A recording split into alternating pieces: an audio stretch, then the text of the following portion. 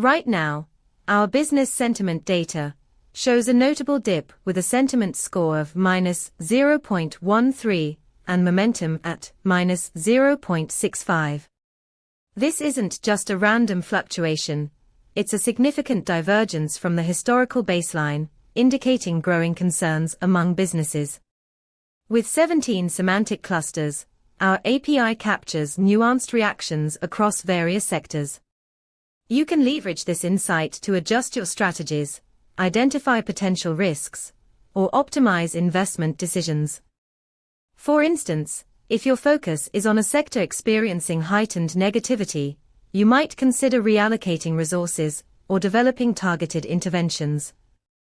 Our API returns a comprehensive analysis of sentiment trends, enabling you to make data-driven decisions with confidence.